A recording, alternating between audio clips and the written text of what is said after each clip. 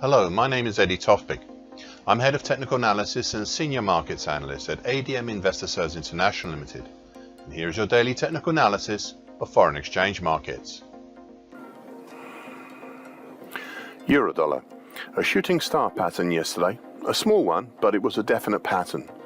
The question now is whether the shooting star pattern is a type 1 bearish or a type 2 bullish. Given its positioning, it looks more likely to be a type 1 bearish. This time the market used the April 2020 low at 107.25 as a base to try and punch up through the upper bull channel line, currently at 107.64, which is highlighted in green on my daily chart. This time it failed, and prices ended up closing below the April 2020 low. Below we now have the slowly descending short medium moving average, currently at 106.45, as well as the 2020 low at 106.36, and congestion at 106.13. Meanwhile above, beyond the upper bull channel line, we have some pretty heavy duty combined resistance, with the medium moving average currently 107.99 and the long moving average currently 108.02, right now doing a dance as to whether to form a dead cross or not. Overall, we are still within the previously mentioned and highlighted in green October-based bull channel, currently 105.60 to 107.64, which in turn is a breakout from the earlier mid-July to late October bear channel, that is highlighted in bright red on my daily chart. As a result of this recent breakout, I had laid out some potential topside targets for such a bear channel pattern. Thus, you have a primary target X in the 107.10 area, with a secondary target X1 in the 108.05 area. On Friday, we saw the primary target X at 107.10 reached and exceeded. The secondary target X1 is still live at 108.05, but as I said earlier, there is a lot of resistance nearby from the medium and long moving averages. So far today, a move lower with the April 2020 low capping the market, though there does not seem to be any appetite for a full test down to the short medium moving average as yet. Cable, aka sterling against the US dollar. A bearish harami yesterday and a possible shooting star pattern after the previous session's really strong bullish Marabozo. The question here is, as it was in Eurodollar, which had a similar pattern, was whether the possible shooting star pattern is a type 1 bearish or a type 2 bullish. Given its positioning, it looks more likely to be a type 1 bearish. The market rose up, as indicated yesterday, to test the overhead flatlining long moving average, currently 124.35. However, and it was not a surprise, the market failed at piercing or even testing the long moving average, falling back down to just above the combination of the declining short medium moving average, currently at 123.15, and at 50% Fibonacci line of the June 2021 to September 2022 move at 123.16. What had previously been especially significant had been the market's strong move upwards out of its recent range between the May 2020 low support below at 120.73 and the 50% Fibonacci resistance of the June 21 to September 22 move at 123.16. As I said yesterday, I quote, "If this move higher is sustained, then we have a significant move higher and the end of the recent wide-ranging indecision," end of quote. We have yet to see if this move higher can be sustained. Further up, beyond the flatlining long moving average, we have the next resistance in the form of the slowly declining medium moving average, currently 125.34. Additionally, should this move up be confirmed, then we also have a late September to early November possible double bottom pattern, Adam and Eve type. For such a pattern, there is a primary target X in the 124.85 area and a secondary hard to reach target X2 in the 125.60 area. I've also decided to enter target X1 at 116.05. Decided to retire target X1 at 116.05. So far, a continuing dip lower below the combination of the short medium moving average and the 50% Fibonacci line and towards the June 2020 low. It is raising the question as to whether the recent break higher may be a false break.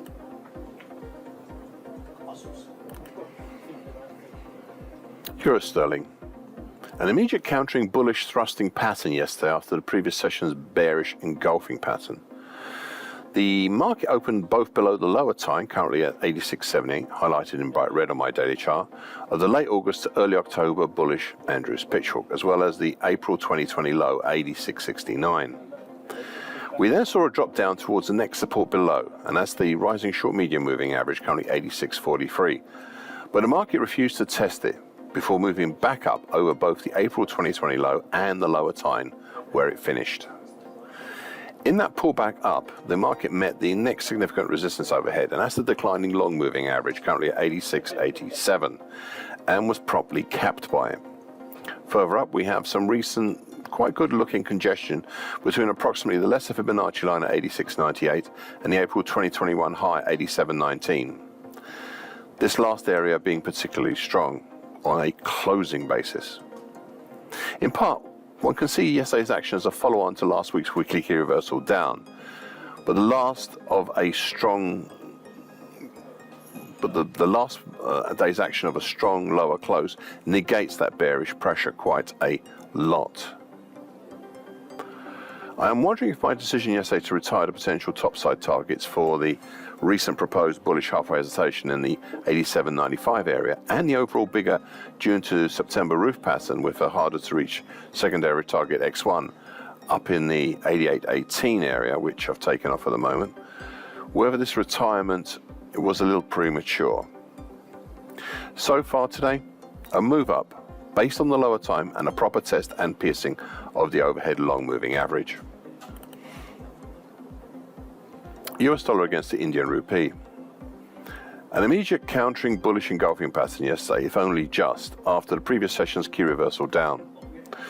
The market yesterday based itself on the slowly rising short medium moving average, currently 83.07, and moved up to test the overhead extension to the downtrend of the late July to late October ascending triangle pattern, currently at 83.21, and highlighted in dark blue on my daily chart, plus the flatlining short moving average, currently 83.20, where prices pierced them both, but failed to exploit the move and ended up closing on the trend line.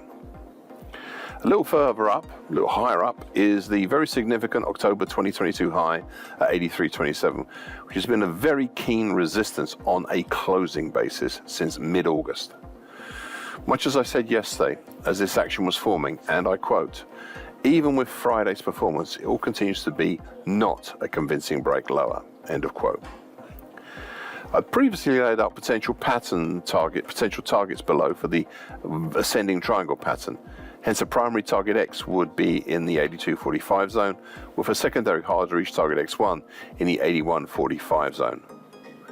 I nevertheless would still once again caution you on the possibility of false breaks here in either direction, just in case. And so far today, we're a lower opening with a reactionary move back up over the upper trend line and up to testing the October 2022 high. If we do go much higher, we may well start looking at a weekly key reversal here.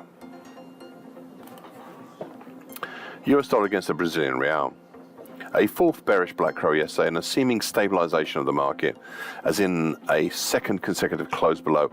All of the following happened, and that's the long moving average, currently 499.04, the upper trend line extension, highlighted in purple on my daily chart, of the August to September rectangle pattern, currently at 497.58, the flatlining short medium moving average, currently 498.38, the 50% Fibonacci line of the October 2019 to May 2020 move of 496.61, the declining broken upper time, currently at 491.82, highlighted in dark blue on my daily chart, and finally the slowly rising medium moving average, currently at 492.06. We also did one new additional close below a significant support that is now resistance, and that is the 2021 low at 489.08. Now, looking further down, we have some support from the 50% Fibonacci line of the June 2019 to May 2020 move at 484.26, plus the nearby lower purple highlighted trendline extension to the August to September rectangle pattern, currently at 483.57, and the 50% Fibonacci line of the October 2018 to May 2020 move at 477.54. Overall, this is a seeming beginning after last week's weekly key reversal down to move down with it and towards the lower end of the breached, but ultimately still valid November 2022 to date bear channel, currently at 469.71 to 515.31, highlighted in bright red on my daily chart. The most recent support involving this bear channel had been the upper bear channel line, capping the market in early October.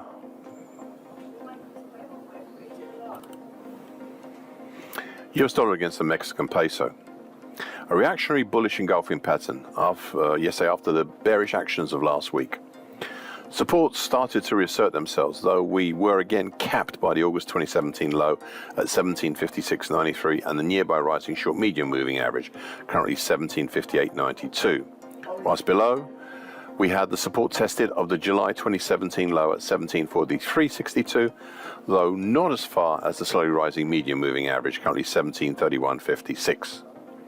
Lower down we have the combination of the broken upper bear channel line, currently 1721.60, highlighted in dark blue on my daily chart, and the unusual neckline of the February to April 2021 head and shoulders top, currently at 1721.07. Whilst above the short medium moving average, the next resistance we have is the slowly declining long moving average, currently 1767.43. Overall, this is still a more than suitable continuation from the break lower below the mid-September to date lower bull channel line, as well as below the late September to date ascending triangle. Additionally, I also repeat that recent actions moved the July to September lopsided reverse head and shoulders pattern into a continuation pattern instead of a bottom reversal. So, still looking at the targets below for the break below the ascending triangle. For such a pattern, we have a primary target in the 1767.05 zone below and a harder to reach secondary target X1 down in the 1704.90 zone below. The primary target was reached last week. On top of this, we had a double top for the action since late September to early November.